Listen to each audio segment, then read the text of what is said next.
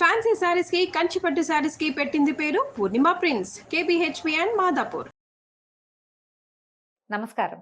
కార్తీక పురాణం 18వ రోజు పారాయణలోకి వచ్చాం. ఈ 18వ రోజున నవకాయ పిండి వంటలతో రుచికరమైన భోజన భాజనాదులతోటి ఎవరైనా బ్రాహ్మణుల్ని సత్కరిస్తే మంచిదట. తులసిమాల దానం ఇవ్వడానికి కూడా ఇది మంచిది. తులసిమాల ధరించవచ్చు కూడా. అయితే ఈ రోజున బహుళ చవితి కాబట్టి సంకటహర చతుర్థిగా భావించి ఈ రోజున వినాయకుడిని గరికతోటి అర్చిస్తే చాలా విశేషమైన ఫలితం వస్తుంది. ఆయా దేవీ దేవతలకు సంబంధించిన పర్వదినాలలో వారిని అర్చించడం వల్ల కార్తీక మాసపు అర్చనా ఫలితం కూడా లభిస్తుంది. అయితే మనం పురాణంలోకి వద్దాం. ఈ స్తంభం పగిలి బయటకు వచ్చినటువంటి ఈ ధనలోభి మునీశ్వరుడు చెప్పినటువంటి ఈ భగవత్ సంబంధమైన వ్యవహారం అంతా చెప్పాడు కదా. ఎవరు భగవంతుడు, ఎవరు నువ్వు, కర్మ ఫలితాలు ఎలా వస్తాయి అది వింటూ ఇలా అన్నాడు. అయ్యా, నాకు అర్థమైంది. నీ దర్శనం వల్ల, అనుగ్రహం వల్ల నేను చాలా జ్ఞానవంతుడయ్యాను. నువ్వే నాకు తండ్రివి, సోదరుడివి, గురువు కూడా. దరిద్రుడనే ఇట్లా మొద్దుగా పడున్న నాకు నువ్వు తప్పిస్తే ఎవరు గతి? నేను ఈ స్తంభం పగిలి నేను మనిషిని అయ్యాను. ఎవరో ఒకళ్ళు నాకు బోధించాలి. నువ్వు బోధించి నాకు తండ్రివి, గురువువి కూడా అయ్యావు నాయన. ఈ పుణ్యమైన ఈ కార్తీక మాసం ఎక్కడా, పరమ పాపిష్టి వాడినైనా నేనెక్కడా? ఈ మునీశ్వరులేమిటి, ఈ విష్ణు సన్నిధి ఏమిటి? ప్రారబ్ధ సుకృతం ఉంటే తప్పిస్తే ఇట్లా ఫలితం లభించదు కదా. ఇప్పుడు ఇంతకాలం పాపం చేశాను, ఇలా నేను పాపిష్టి జన్మలే ఎత్తాను, ఎందుకు పనికిరాని వాడిగా ఉన్నాను. ఎక్కడో నేను చేసిన పుణ్యలేశం వల్ల కదా ఇవాళ నాకు ఈ గతి వచ్చింది అని చెప్పి, నాకేదో పూర్వపుణ్యం ఉంది, దానివల్లే నాకు ఇదంతా లభించింది. నా దగ్గర నా యందు దయ ఉంచి నాకు ఇంకా చెప్పమని అడుగుతున్నాడు. మనుషులు విధిగా కర్మలు ఎట్లా చేస్తారు, ఆ కర్మలకి ఫలం ఎట్లా వస్తుంది, వాటి ఉపదేశం ఎలా ఏం చేయాలి, ఏ కాలంలో చేయాలి, కర్మలంటే ఏమిటి, ఏం కోరి చేసుకోవాలి, ఏదైనా ఒక పని చేయాలంటే దేనికోసం చేయాలి. ఇప్పుడు ఏదో ఫలానా పూజ చేసాము, ఏ ఫలితం కోసం ఆ పూజ చేయాలో నాకు వివరంగా చెప్పమని అడిగాడు. పైగా నువ్వు ఇప్పటిదాకా చెప్పిన మాటలతోటి పాపరాశి అనంతమైనది గడ్డి, అది దాంట్లో ఒక అగ్గిపుల్ల వేస్తే మొత్తం భస్మమైనట్టు నా పాపాలన్నీ పోయినాయి నాయన, ఇంకా కొంచెం జ్ఞానం కావాలని కోరుకుంటున్నానని అడిగాడు. అడిగేసరికల్లా మహాముని అన్నాడు, చాలా బాగుంది, మంచి ప్రశ్న అడిగావు. లోకహితం కోసం అడుగుతున్నావు. ఈ పురాణాన్ని ఎవరు వింటారో వాళ్ళకు కూడా ఇది బోధగా పరిణమిస్తుందని ఆయన ఏం చెప్పారంటే, అనిత్యమైన ఈ దేహాన్ని ఆశ్రయించి ఇంద్రియ కాముడై ఆత్మను మరిచి దేహాదులనే ఆత్మ అని అనుకోకూడదు.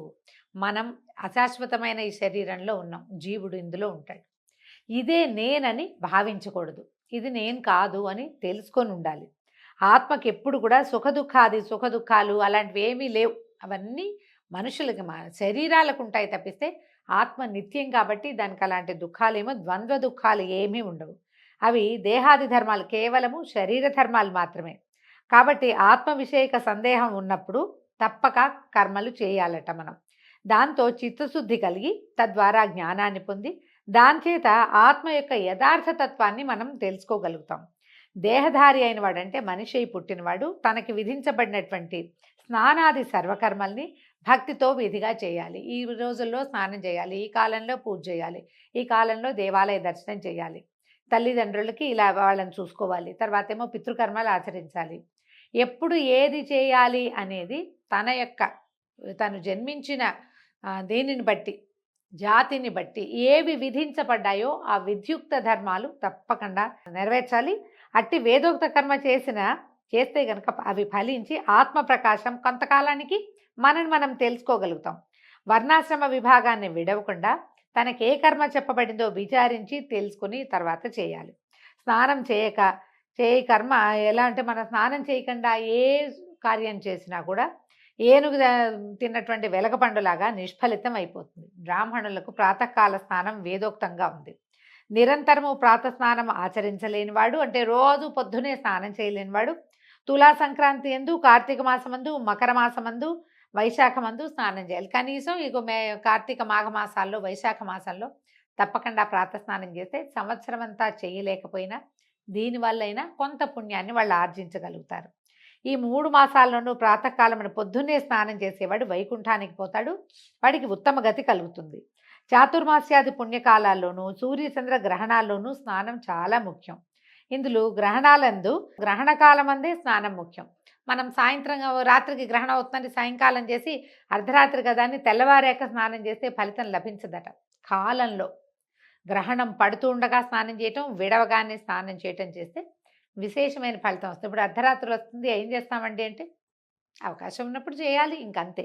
తర్వాత బ్రాహ్మణులకు ముఖ్యమైనది స్నానము, సంధ్యాజపము, హోమము, సూర్య నమస్కారము. బ్రాహ్మణులు తప్పకుండా చేయాలట. స్నానం చేయలేని వాడు రౌరవ నరకమందు యాతనలు పొంది తుదకు కర్మభ్రష్టుడుగా జన్మిస్తాడు. కాబట్టి పుణ్యకాలము కార్తీక మాసము. ఈ కార్తీకము ధర్మార్థకామ మోక్షములనిచ్చును. ఈ కార్తీకంతో సమానమైన మాసం లేదు, ఇంతకంటే పుణ్యకాలము లేదు. వేదంతో సమానమైన శాస్త్రం లేదు, గంగతో సమానమైన తీర్థం లేదు, తర్వాత భార్యతో సమానమైన సుఖం లేదు, ధర్మంతో సమానమైన మిత్రుడు లేడు, నేత్రంతో కంటితోటి సమానమైన జ్యోతిషు లేదు, కేశవునితోటి సమానమైన దేవుడు లేడు, మరియు కార్తీకంతో సమానమైన మాసము లేదు. ఇదొక శ్లోకార్థాన్ని ఇట్లా స్పష్టంగా చెప్తున్నారు. కర్మస్వరూపాన్ని తెలుసుకొని కార్తీక మాసంలో ధర్మకార్యాలు ఆచరించేవాడు కోటి యజ్ఞ ఫలితాలని పొంది వైకుంఠాన్ని పొందుతాడు. అప్పుడు ఉద్భూత పురుషుడు ఎవరైతే ఈ దాంట్లో నుంచి బయటపడ్డాడో ఈ ధనలోభి అడిగాడు, అయ్యా చాతుర్మాస్యం అన్నారు, అంటే ఏమిటండి చాతుర్మాస్యం అంటే? ఇప్పుడు చెప్తున్నారు ఆ విధి ఎట్లా, అది ఇది ఇంతకుముందు ఎవరు చేశారు, ఆ విధి ఎలా చేయాలి, వ్రతానికి ఏమిటి ఫలితం, దానికి ఎలాంటి ఫలితాలు లభిస్తాయి చేసిన వాడికి, ఆచరించే అది చేసేటువంటి మనిషి ఏ లోకాలకు వెళ్తాడు విస్తారంగా చెప్పమన్నాడు. అప్పుడు మహాముని ఇలా చెప్పారట, నువ్వు మనుషులకు బంధువ్వి, నీ ప్రశ్న అంతా లోకోపకారంగా ఉంది నాయన, నువ్వు కష్టపడుతున్నావు, కానీ నువ్వు అడిగే ప్రశ్న నీకు ఉపయోగపడేది కాదు, నీకు ఒకడికే కాకుండా ప్రపంచానికి ఉపయోగపడే ప్రశ్న అడుగుతున్నావు. విష్ణుమూర్తి లక్ష్మీదేవితో కలిసి ఆషాఢ శుక్ల దశమి దినమునందు పాల సముద్రమునందు నిద్ర అను వంకతో శయనిస్తాడు. తిరిగి కార్తీక శుక్ల ద్వాదశి రోజున లేస్తాడు. దీన్నే చాతుర్మాస్యం అంటారు. ఆషాఢ శుక్ల ఏకాదశిని మనం తులేకాదశి అంటాం, శయనేకాదశి అని కూడా చెప్తారు. ఆ రోజున విష్ణుమూర్తి పడుకుంటాడని, మధ్యలో పరివర్తన ఏకాదశి కూడా వస్తుంది, పక్కకి తిరుగుతాడని కూడా చెప్తారు, కుడి ఎడమలకి తిరిగేవి.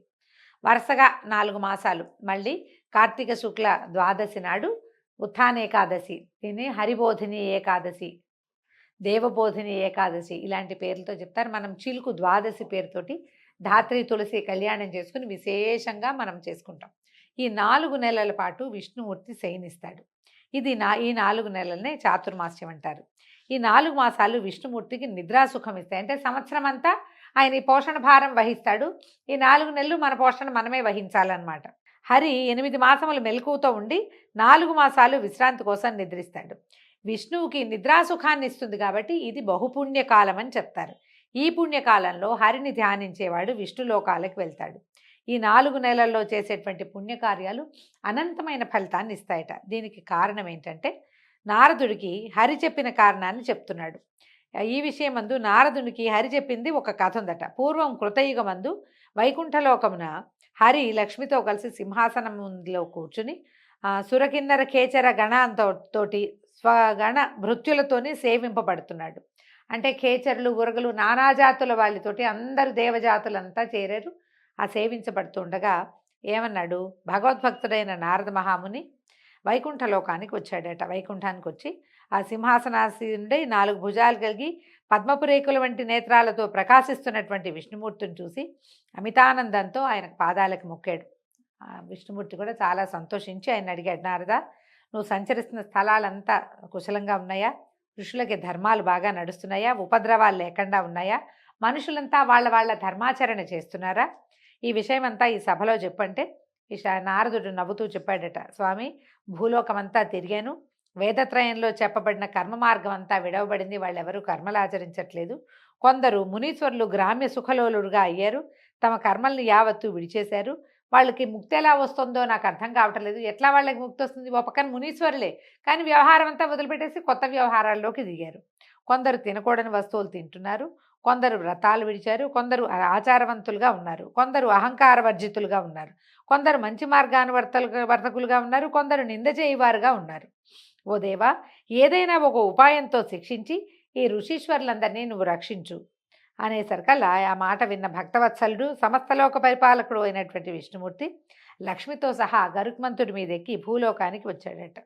ఆయన వృద్ధ బ్రాహ్మణ రూపధారి అయి వేల సంఖ్య కలిగిన బ్రాహ్మణులున్న స్థలానికి వచ్చి సర్వప్రాణి హృదయగతుడైనప్పటికీ మాయానాటకధారి అయి పుణ్యక్షేత్రాల్లోనూ, తీర్థాలందు, పర్వతాలయందు, అరణ్యాలలోనూ, ఆశ్రమాలందునూ సమస్త ప్రపంచం అంతా, భూమి మీదంతా తిరగటం మొదలుపెట్టాడు. భూలోకంలోకి లక్ష్మీదేవితో సహా వృద్ధ బ్రాహ్మణ స్వరూపిగా మహావిష్ణువు తిరగడం మొదలుపెట్టాడట. ఇట్లా సంచరిస్తున్నటువంటి విష్ణుమూర్తిని చూసి కొందరు భక్తితోటి ఆతిథ్యాన్ని ఇచ్చారు, కొందరు నవ్వారు. ముసలాళ్ళు మీకెందుకు పుణ్యకార్యాలు, ఈ ఊళ్ళన్నీ ఎందుకు తిరుగుతున్నారు, ఇంటి పట్టున ఉండొచ్చు కదా అన్నారనమాట.